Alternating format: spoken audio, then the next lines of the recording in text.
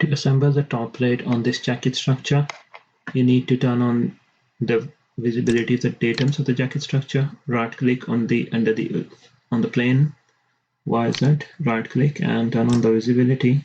Right click and turn on the visibility of XY and the YZ plane. These are the planes I need. As you can see from the top, the jacket structure is not perfectly symmetrical, but it does have a midpoint as we made our jacket structure from the midpoint. So we will be able to place the top plate on this midpoint. In order to place the top plate on this midpoint, you will have to bring it into this assembly environment. Click on place, click on top plate, click open, and you will be able to bring the top plate in the assembly environment. Right click and press OK to escape from the place command.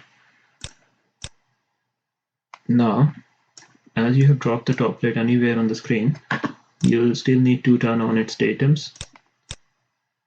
So in order to turn on the datums of this top plate, click on plus sign and plus sign on the origin. Turn on the visibility for YZ plane and XY plane. And now click on constraints command. You can constrain this plane with this plane here. Press OK. And as you can see from the top plate has been constrained against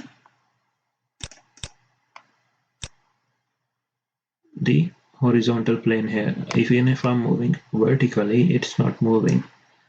I need to constrain this plane with this plane now.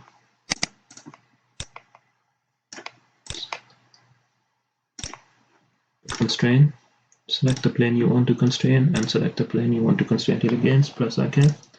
And it is perfectly in the middle now, as you can see. You can't move it. However, if you look at it from the front, you can still move it up and down. You still need to constrain this to a face of the jacket structure. In order to do that, click on constrain, select the bottom part of the jacket structure, and select the face you want to constrain it against.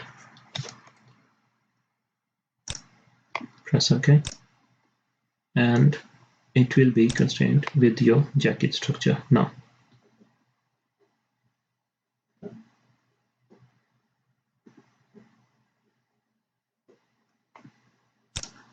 You can turn off the visibility of the datums.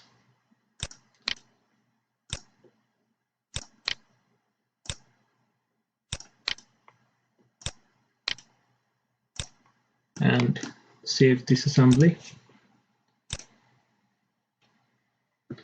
And that's your jacket structure along with top plate done.